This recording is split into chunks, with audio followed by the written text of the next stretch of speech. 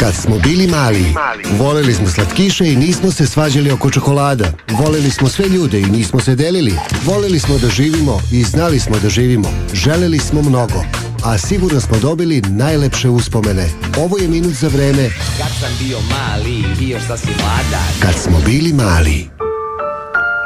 Bilo je to i 60-ih, bilo je to i 70-ih, bilo je to i 80-ih, a vala i 90-ih. Mislim da i današnji klinci zapravo znaju taj osjećaj. Osjećaj kada se postavi doručak nedeljom ujutru, kada baka da hleb, stavi malo margarina, stavi malo pekmeza, ona to uvijek zove pekmez, bez obzira na to što je to džem, a onda uz staklu klopu i možda neko toplo mleko, ako baš mora, krene omiljeni crtač.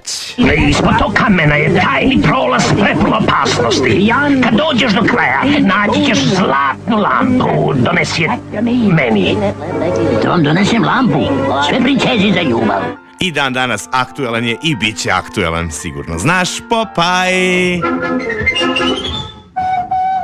Da li si nekada čuo kako izgleda zapravo, odnosno kako zvuči Popaj u pravoj, originalnoj verziji?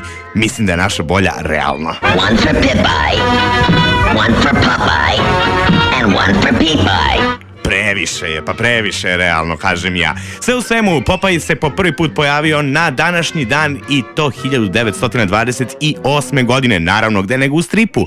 A Popaj je počeo da izlazi kao strip i prošle godine ovde kod nas. Strip je itekako bio prodavan, drugi deo se očekuje ove godine, a što se tiče samog uticaja Popaja na nas, na našu zemlju, pa bilo ga je tu mnogo. A mi smo burazeru lopovi.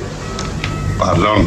Da, Popaj iz Balkan Ekspresa. Da ne govorim o tome koliko je klinaca moralo da jede spanać, koliko je klinaca zavolelo spanać i da ne govorim naravno o tome koliko je klinaca negde mislilo da se on zove Popeče.